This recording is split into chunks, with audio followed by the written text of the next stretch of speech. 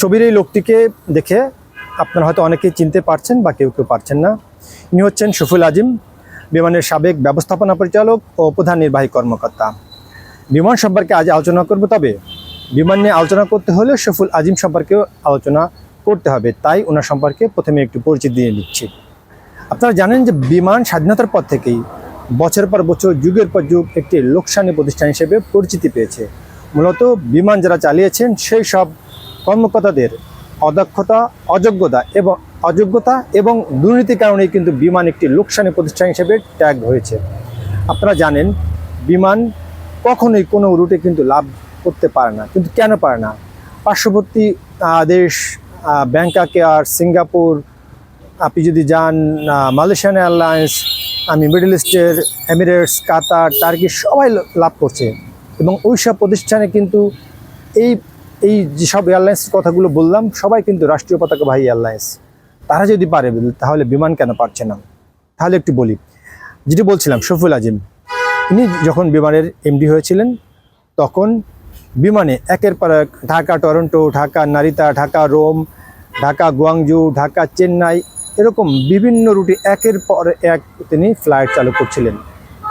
এবং শুধু তাই না, এরপর তিনি ঢাকা, সিডনি, ম্যানিলা সহ আরও বহু রুটে বিমানকে দ্রুত সম্প্রসারণের একটি উদ্যোগ নিয়েছিলেন। কিন্তু কেন? বিমানের একটি মতো প্রতিষ্ঠান যার উড়োজাহাজ সংখ্যা খুবই সীমিত, সেই প্রতিষ্ঠানে তিনি কেন এত দ্রুত ফ্লাইট সম্প্রসারণ করছিলেন, রুট সম্প্রসারণ করছিলেন, সেই বিষয়টি নিয়ে একটু কথা বলবো এবং এর পেছনের ঘটনা জানার চেষ্টা করব। দেখুন, মূলত শফিউল আজিম যেসব রুটে ফ্লাইট চালু করেছিলেন, আমি যদি বলি Dhaka Rome, Dhaka Narita, Dhaka Delhi, Dhaka Guangzhou, এই যে রুট, এই রুটগুলি কিন্তু বিমানের দীর্ঘদিন ধরে লোকসানি ছিল। আমরা যদি দেখি, এই শেখ হাসিনা সরকার 2009 সালে ক্ষমতা আসার আগেই 2006, 7, 8 সালে বিমান বাংলাদেশ এয়ারলাইন্সের তৎকালীন ব্যবস্থাপনা যে কর্তৃপক্ষ, তারা ঢাকার থেকে France, Paris, Frankfurt, Rome, Narita,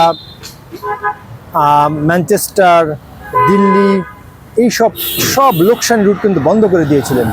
কিন্তু সেই সব লোকসানি রুটই আবার কেন তিনি চালু করলেন? আমি একটু বলে রাখি, শফিউল আজিম দায়িত্ব নেওয়ার পর কিন্তু রোম ফ্লাইট চালু করেছেন। আপনারা যদি দেখেন 2006 সালে এই রোম ফ্লাইট কিন্তু বন্ধ হয়েছিল লোকসানের কারণে। এবং এরপর আওয়ামী লীগ সরকার 2014 সালে আবারও কিন্তু রোম ফ্লাইট চালু করে এবং এরপর আবারও লোকসানে পড়ে এবং আবারও বন্ধ করা হয়। আওয়ামী লীগ সরকার ক্ষমতা আসার আগেই কিন্তু ফ্রাঙ্কফুর্ট ফ্লাইট বন্ধ হয়ে গিয়েছিল জার্মানির, সেই ফ্লাইট কিন্তু 2013 সালে চালু করা হয়। এরপর আবারও বিমান লোকসানে পড়ে এবং আপনারা যদি জেনে থাকেন, ফ্রাঙ্কফুর্টের সর্বশেষ যে ফ্লাইটটি গিয়েছিল, সেই ফ্লাইটটিতে মাত্র 29 জন যাত্রী নিয়ে ফ্লাইটটি ফ্রাঙ্কফুর্টের উদ্দেশ্যে ঢাকা ছেড়েছিল। অথচ 471 সিটের বিশাল একটি উড়োজাহাজ নিয়ে এই ফ্লাইটটি প্রতি ফ্লাইটে 25, 30, 40 জন যাত্রী নিয়ে যেত। কি হাস্যকর! এবং দেখুন, দীর্ঘদিন ধরে আমরা জানি যে এইসব রুটে বিমান লোকসান করছে, কিন্তু হঠাৎ করে কি এমন হলো যে শফিউল আজিম কি পেলেন যে এইসব রুটে আবার বিমান লাভ করবে? না, আসলে লাভ করার উদ্দেশ্যে তিনি আসেননি। তিনি এসেছেন দুটো উদ্দেশ্য নিয়ে এসেছিলেন। সেটি হচ্ছে গিয়ে, তিনি যে খুব কর্মতৎপর একজন, কর্মক্ষম, খুব ভিশনারি একজন এমডি, সেটি দেখানো সরকারকে। এবং একই সাথে আরেকটি জিনিস বলে রাখা ভালো, বিমানে একের পর এক যখন রুট চালু করা হচ্ছিল, তখন কিন্তু ফ্লাইট চালু করা হচ্ছে, তখন কিন্তু বিমানের উড়োজাহাজের একটি সংকট তৈরি হয়। এবং এই সংকটকে দেখিয়ে তিনি এয়ারবাস থেকে উড়োজাহাজ কেনার জন্য একটি নতুন পরিকল্পনার ফাঁদ তৈরি করেন। এবং সেই সময় শফিউল আজিম যখন বিমানের এমডি ছিলেন, এই সরকার যখন 2024 নির্বাচন দেয়, সেই নির্বাচনের আগ মুহূর্ত কিন্তু এই শফিউল আজিম বিমানের এমডি ছিলেন। তখন তিনি কৃত্রিম সংকট তৈরি করে একের পর এক রুট চালু করে বিমানে উড়োজাহাজ সংকট রয়েছে সেটি দেখিয়ে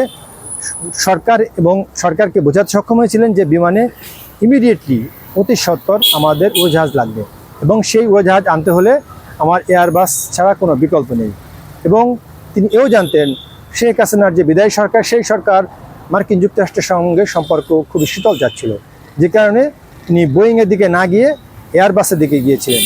এবং আপনারা জানেন যে বিমান বাংলাদেশের এয়ারলাইন্সের মতো একটি ছোট্ট এয়ারলাইন্স, এই ধরনের একটি এয়ারলাইন্সে মিশ্র ফ্লিট, যেটি বলি বোয়িং এবং এয়ারবাস মিশ্র ফ্লিট, এমিরেটস, কাতার, টার্কিশ এয়ারলাইন্সে কিন্তু এরকম এয়ারবাস এবং বোয়িং দুই ধরনের উড়োজাহাজই থাকে, কিন্তু তারা বিশাল এয়ারলাইন্স, শত শত উড়োজাহাজ তাদের বহরে থাকে। কিন্তু বিমান যাদের উড়োজাহাজে 20 থেকে 22টি উড়োজাহাজ, সেই ছোট্ট একটি এয়ারলাইন্স কোম্পানিতে কি মিশ্র যে ফ্লাইট বা মিক্সড ফ্লিট, সেটি কি আদৌ প্রয়োজন ছিল? যদি বলেন, বিশেষজ্ঞরা বলছেন প্রয়োজন ছিল না, কিন্তু উনি এও বলেছেন যে মিশ্র ফ্লাইট থাকলে আমাদের শুধুমাত্র বোয়িংয়ের উপর নির্ভরশীলতা কমে আসবে। কিন্তু তখন বিভিন্ন বিশেষজ্ঞরা বলেছিলেন, এবং আমি নিজেও এটি নিয়ে প্রতিবেদন করেছিলাম, যে মিক্স ফ্লিট যদি থাকে তাহলে বিমানকে বছরে 166 কোটি টাকা লোকসান দিতে হবে, এবং এটি জেনেও তিনি এয়ারবাস কেনার দিকে এগিয়ে যাচ্ছিলেন। এবং এই এগিয়ে যাওয়ার পিছনে যদি বলে থাকেন তাহলে কিন্তু সবচেয়ে বড় যে কারণ সেটি ছিল হচ্ছে একটি বড় ধরনের ক্রয় যদি হয়ে থাকে, সেখান থেকে কিন্তু দুর্নীতির একটি সুযোগ থাকে।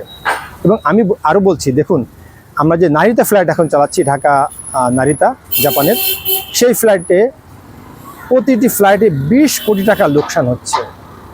এবং আমরা যদি দেখি রোম, দিল্লি, ম্যানচেস্টার, এসব ফ্লাইটেও কিন্তু লোকসান হচ্ছে। কিন্তু এই লোকসানের দায়ভার কি এখন নির্বাচন কমিশনের যে সচিব পদে রয়েছেন বিমানের সাবেক এমডি শফিউল আজিম, তিনি কি নেবেন? অথবা তাকে কি এই দায়ভার নেওয়ার জন্য তাকে কি বিচারের আওতায় আনা হবে? কেন নয়, উনি রাষ্ট্রীয় সম্পদের শত শত কোটি টাকা লোকসান করেছেন এবং খুবই ইচ্ছাকৃতভাবে এই লোকসানটি করেছেন। তার জন্য কি উনি কি বিচারের আওতায় আসবেন না? অবশ্যই তাকে বিচারের আওতায় আনা উচিত।